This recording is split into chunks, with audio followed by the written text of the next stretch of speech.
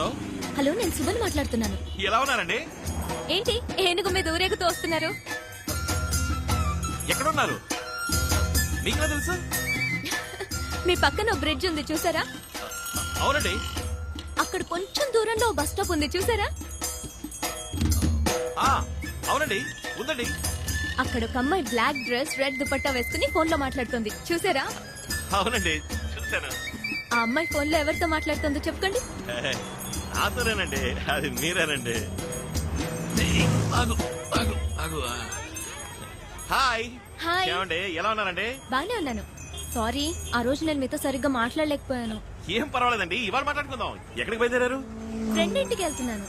రండి, నేను డ్రాప్ చేస్తాను. రండి. ఏనుగు మీద? అయ్యో వద్దు, నాకు భయం. ఏనుగంటే మీకు ఇష్టమా కాదా? ఇష్టమే, చిన్నప్పటి నుంచి ఇష్టమే. మరి ఇంకే రండి, వచ్చి ఎక్కి కూర్చోండి. అందరూ చూస్తున్నారు, అదే ఏమనుకుంటారు? పట్టించుకోకండి, భయపడకండి, నేను ఉన్నాను కదా. రండి, పర్లేదు, రండి. చాలు పెట్టండి. ఇప్పుడు చెయ్యవండి. వచ్చేసారు. ఎలా ఉంది?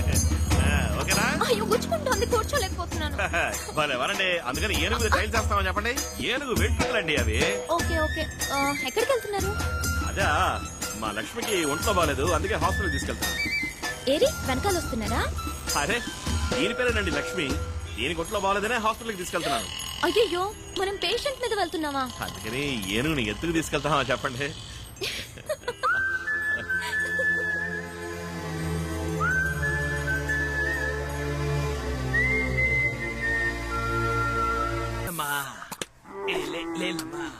ఏట్రా ఇవాళ చాలా హుషారుగా ఉన్నావు. ఊరు నుంచి బాబాయ్ వాళ్ళు వస్తున్నారా సర్కస్ చూడడానికి? ఊరా? ఇది కదా మీ ఊరా? రే, కాంచీపురం రా. కంచి నుంచి బాబాయ్ వాళ్ళు వస్తున్నారు. ఓ 20 టికెట్లు తీసుంచు ఫ్రంట్ రోలో. ఓకేరా. ఏంటి అందరూ వచ్చేసారు. వచ్చారా? బాములు కూడా తీసుకొచ్చారే. ఎలా ఉన్నావు? ఏతా బాగున్నావా? సరే, పొలంలో ఏం వేసా? ఏమీ లేదు, ఖాళీగా పడుంచా. మరి ఇంకే నాతో పాటు సర్కస్ లో చేరుకోండి. నేను రాను, మన కుటుంబం సర్కస్ నడితే కదా, అంతనే తీసుకుపో. పిన్ని నువ్వు అని మనం ఇప్పుడే తీసుకెళ్తాను. చాలే ఊరుకోరా. ఏం గౌరీ, ఎలా ఉన్నావు? బాగున్నాను. ఎన్న క్లాసు? 10. అదా? సరిపోయింది. ఏంటి బామా, ఇప్పుడు ఏమైందని? బాగున్నాను కదా. నేను ఊరుకోమని చెప్పు. ఎలా అంటూ లోపలికి వెళ్దామా? నీకు ఇష్టమని ఇంట్లో పూర్ణాలు చేసి తీసుకొచ్చాను. బెల్ బెల్ కూడా సరే. మేకప్ వేసుకోవాలి. మేకప్ వేసుకోబోతున్నా. ఎవరు వస్తారు? నువ్వు నువ్వు రా బాబాయ్, మనుషులు పంపిస్తా.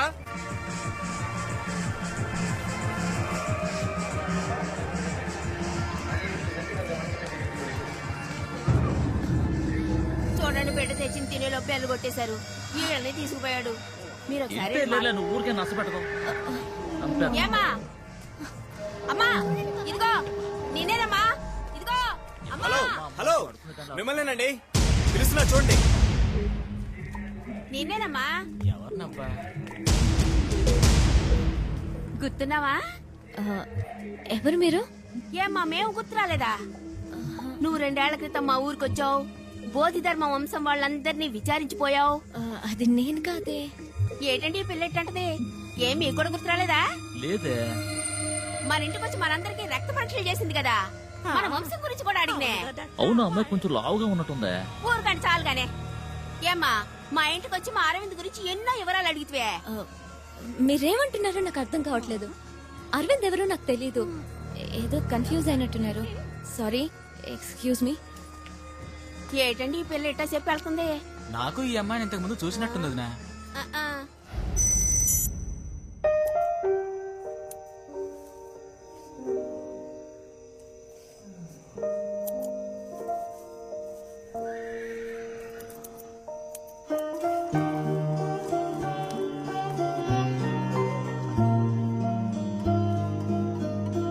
రేపు గిఫ్ట్ తనకి ఇవ్వగానే ఇది చూసి నన్ను ప్రేమించేయాలి. I love you.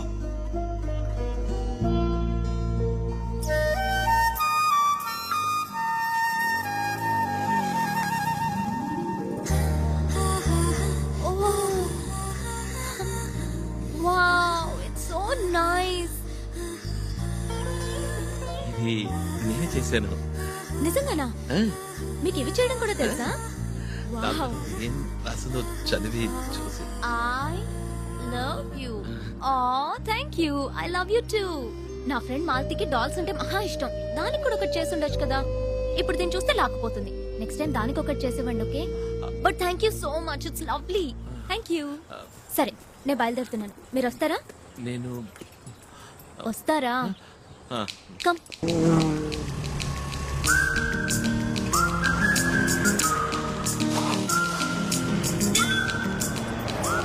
One minute.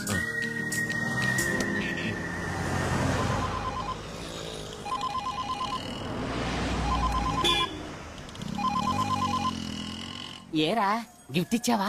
ఆ, ఇచ్చాను. సూపర్ సూపర్ రే, అరవింద్ గిఫ్ట్ ఇచ్చాడు రా. ఏముంది? ఐ లవ్ యూ టూ అంది. కంగ్రాచులేషన్స్. లేదురా, ఆ ఐ లవ్ యూ టూ లో ఏ ఫీలు లేదురా. చూసామా మాట్లాడేమన్నట్టు వెళ్ళిపోయిందిరా. ఇప్పుడు అమ్మాయిలు ఏం మాట్లాడినా లవ్ యూ అనే.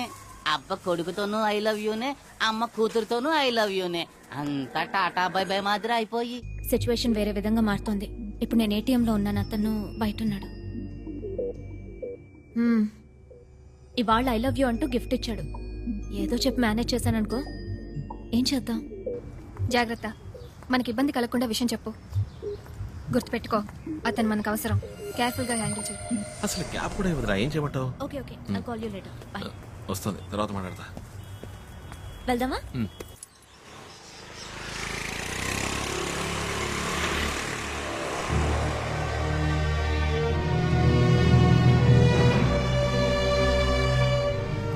అరవింద్, ఒక 2 minutes ఇక్కడే ఉండండి, ఇప్పుడే వస్తాను. ఆ, అలాగే.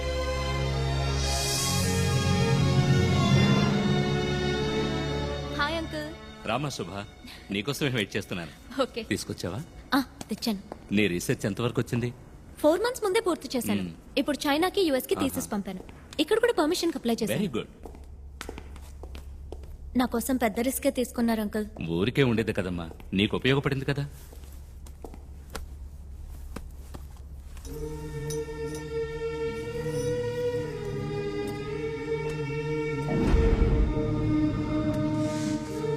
ఇన్స్పెక్షన్ రేపు. ఈ లో పెట్టేస్తే ఏ ప్రాబ్లం ఉండదు. ఓకే.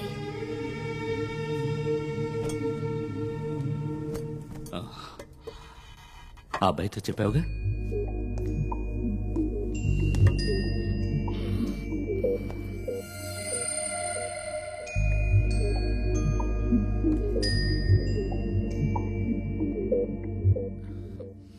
హాయ్.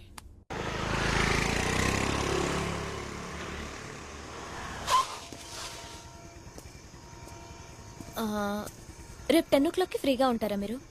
కొంచెం మాట్లాడాలి. ఓ, మాట్లాడుకుందాం. నేను కూడా కొంచెం మాట్లాడాలి. ఇద్దరం మాట్లాడబోయేది ఒకే విషయం గురించి అనుకుంటాను. Okay, bye. బాయ్.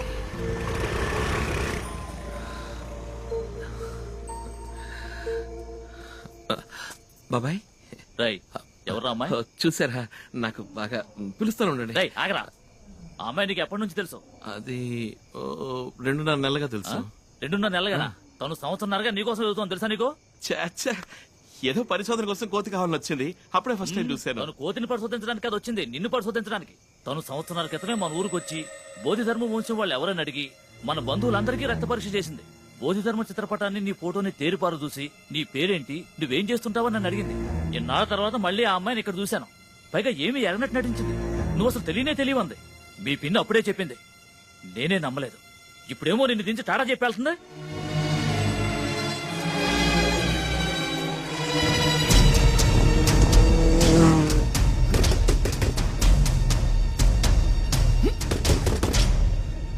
అరవింద్, ఏంటి ఇప్పుడే డ్రాప్ చేశాను? ఇంతలో ఎవరు నువ్వు?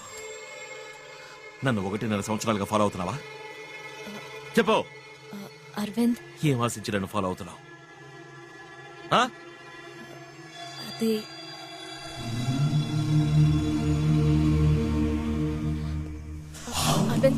అరవింద్ అది కాదు, నా మాట.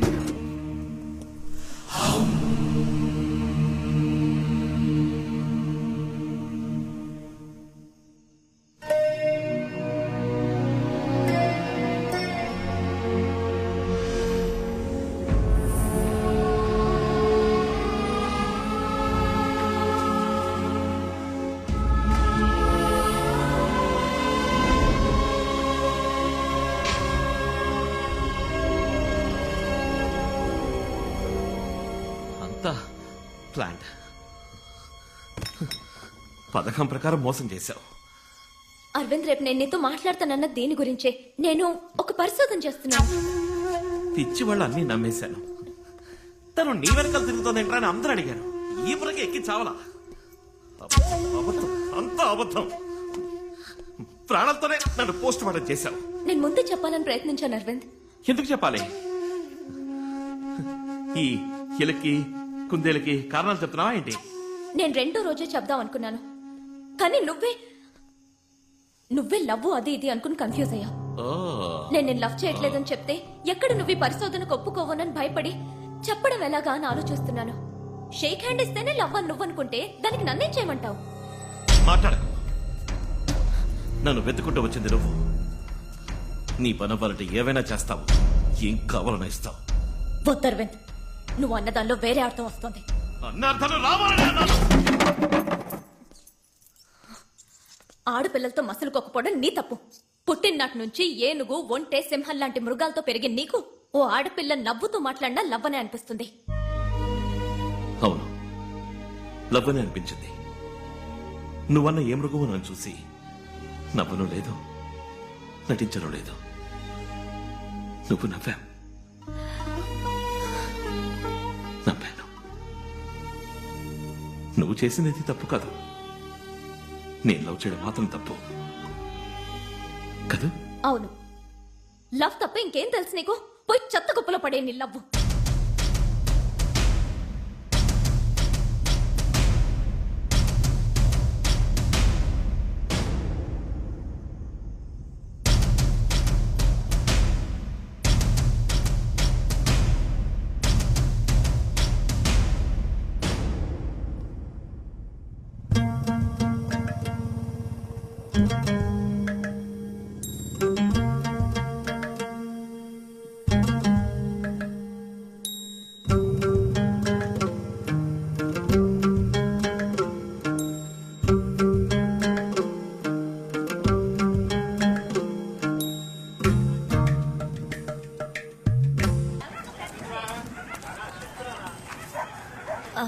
అరవింద్,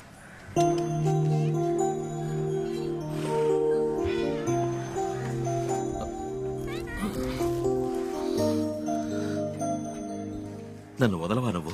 వదులుకోలేను. ఏమా అన్యాయం అమ్మా ఇది. ఈ రాత్రి అంతా నిద్రపోలేదు. ఈ ఊరు వచ్చినప్పుడు నుంచి ఇలా పిచ్చోళ్ళగా అయిపోయాడు.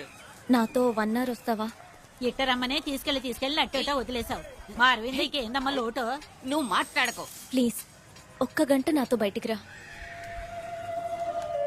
రే వెళ్ళిరారా. మీరెళ్ళి బండి దగ్గర ఉండండి, నేను పంపుతాను.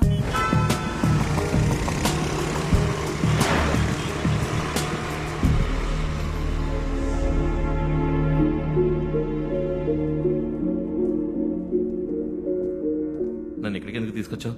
రా చెప్తాను. ఇక్కడున్న ప్రతి వస్తువు వెనక ఒక కథ ఉంది. ఇప్పుడున్న మనం కాదు నిజమైన భారతీయులం. కొన్ని వేల సంవత్సరాలకు పూర్వం శౌర్యాన్ని, నాగరికతని ఈ లోకానికి నేర్పించారే, వాళ్లే నిజమైన భారతీయులు.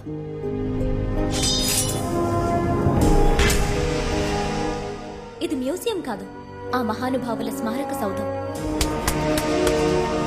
నేటి మన మోడర్న్ సైన్స్ కన్నా మన పూర్వీకులు అందించిన శాస్త్ర పరిజ్ఞానం 500 ఏళ్లు అడ్వాన్స్డ్ గా ఉందంటే నువ్వు నమ్మగలవా? స్పేస్ రీసెర్చ్ లో ఈనాటి సైంటిస్టులు 9 గ్రహాలు, వాటి పేర్లు టెలిస్కోప్ సాయంతో చెప్తున్నారు. కానీ కొన్ని వేల సంవత్సరాలకి పూర్వమే మన దేవాలయాల్లో నవగ్రహాలను ప్రతిష్ఠించి పూజించారు. ఎలా? భూమి యొక్క బరువెంతో 1600 సంవత్సరాల క్రితం ఆర్యభట్ట ఎలా చెప్పారంటావు? రేపు వర్షం పడుతుందంటారు, ఎండ కాస్తుంది. ఎండ కాస్తుందంటారు, వర్షం పడుతుంది. ఇది మోడర్న్ సైన్స్.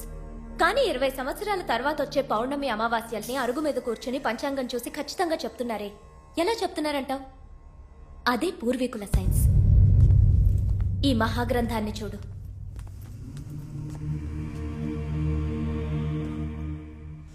ఈ గ్రంథానికి నాకు ఏ సంబంధం లేదు, కానీ నీకు ఈ గ్రంథానికి సంబంధం ఉంది.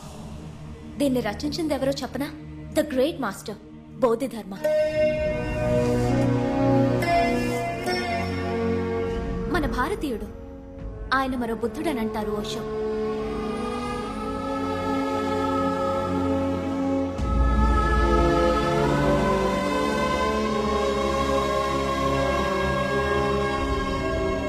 మహాగ్రంథంలో ఏముందో తెలుసుకునే ముందు మరో చోటికి వెళ్తాన్రా.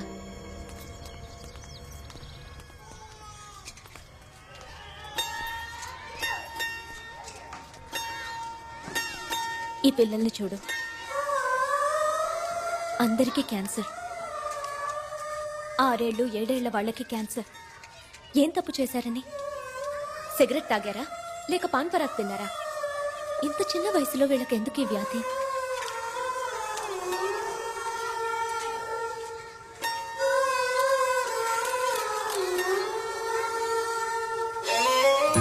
వీళ్ళందరూ మెంటలీ ఛాలెంజ్డ్ చిల్డ్రన్.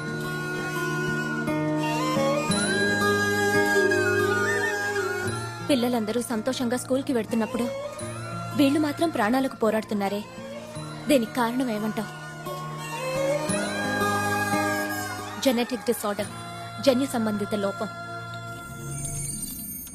ఒక మనిషి డిఎన్ఏ ద్వారా అతని వ్యాధిని, సామర్థ్యాన్ని రెండూ మనం నిర్ణయించవచ్చు.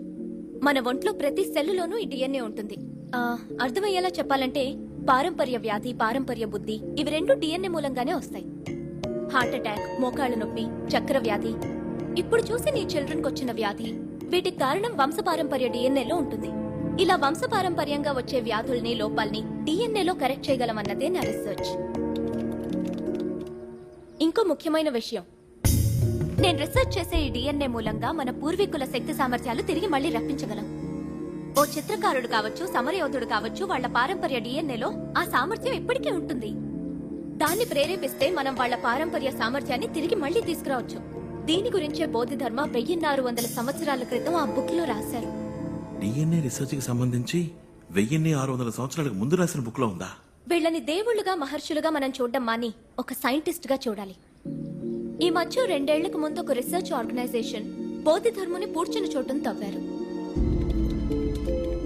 ఇటు చూడు, ఎంతకాలమైనా చెడని విధంగా పూడ్చబడిన బోధిధర్ముని తల వెంట్రుకలు, పళ్ల మూలంగా ఆయన డిఎన్ఏ దొరికింది.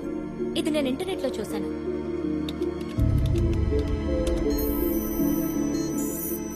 ఇది బోధిధర్ముని డిఎన్ఏ.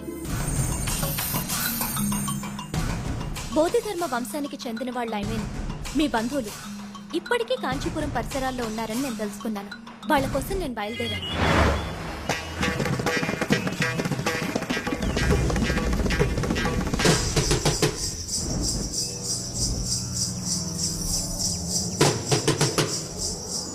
బోధిధర్ముని డిఎన్ఏ ప్యాటర్న్ మీ బంధువుల్లో ఎవరికన్నా మ్యాచ్ అవుతుందేమోనని అందరికీ రక్త పరీక్ష చేసి చూశాను.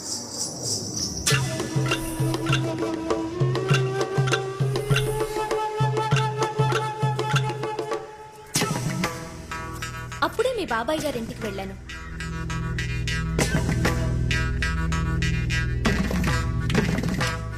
ఆ ఇంట్లో నేను అద్భుతాన్ని చూశాను. బోధిధర్ముని పోలికలతో ఉన్న నీ ఫోటో అక్కడుంది.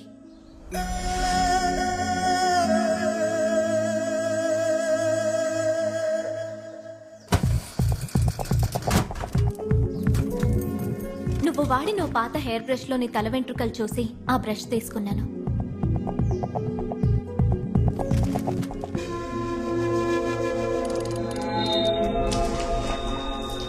నేను ఊహించినట్టే నీ డిఎన్ఏ ప్యాటర్న్, బోధిధర్ముని డిఎన్ఏ ప్యాటర్న్ 80% మ్యాచ్ అయింది. ఆ తర్వాతే నిన్ను వెతుక్కుంటూ వచ్చాను.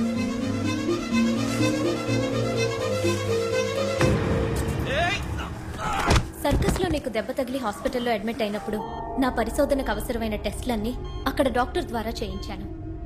బోధిధర్ముని శక్తి సామర్థ్యాలు నీ డిఎన్ఏలో ఉన్నాయి. దీన్ని జెనెటిక్ మెమరీ అంటారు. ఆ మెమరీని ప్రేరేపించగలిగితే బోధిధర్ముని శక్తి సామర్థ్యాలు నీకొస్తాయి. ఎస్, 1600 సంవత్సరాల క్రితం జీవించిన బోధిధర్ముని అదే సామర్థ్యంతో తిరిగి రప్పించవచ్చు. కానీ ఆయన సామర్థ్యం ఇప్పుడు ఈ కాలానికి ఎలా యూస్ అవుతుంది? బోధిధర్మ ఎంతో గొప్ప వైద్యుడు. మన దేశంలో ఏ కొండలో చూసినా కొన్ని వేల రకాల వ్యాధుల్ని గుణపరిచే అపూర్వమైన మూలికలున్నాయి. ఆ వివరాల గ్రంథాలు విద్రోహుల దండయాత్రల్లో విధ్వంసమయ్యాయి. బోధిధర్మునికి ప్రతి ఆకు యొక్క ఉపయోగం, ప్రతి వేరు యొక్క ఉపయోగం తెలుసు. అది ప్రపంచానికి ఉపయోగపడాలి. ఇదంతా నువ్వు మనసు పెడితే సాధ్యపడుతుంది. ఇప్పుడు నన్నేం చేయమంటావు?